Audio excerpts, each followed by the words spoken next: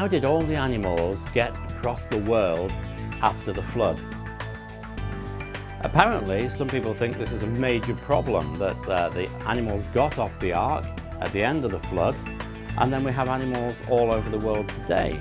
And for some people, this seems to be a major problem. It isn't a major problem, of course. Climatic conditions in the immediate period after the flood would be very different from what they were before the flood and also what they are today. It's very likely, for example, that an ice age began fairly soon after the flood. After all, the oceans would be warmer than they are today because of the volcanic activity, and at the same time the atmosphere would be cooler than today because of the amount of dust in the atmosphere at that moment. So there would have been a considerable amount of precipitation falling in the form of snow at latitudes where we don't tend to get snow today. That would mean that the sea level would be lower than it is today, and there would have been a lot of land bridges. Now, even evolutionists are fairly certain that animals got across to North America from Asia, and of course as creationists we can see the same features. Animals could have got to other parts of the world too. It would have been possible for animals to get most of the way to Australia, and that the sea distance between Asia and Australia would be very small. Some animals would have been able to get across.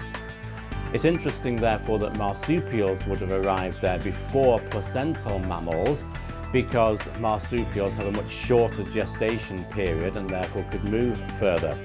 One objection to this idea is, shouldn't there be fossilized kangaroos all the way from the Middle East to Australia? But that fundamentally misunderstands how fossils are formed. Under the creationist model, fossils, the vast majority of fossils, would have been formed during the flood anyway. But this idea that as animals wandered along, every so often one of them would drop dead and get fossilized in a nice neat pattern in a migration route, that simply does not make sense.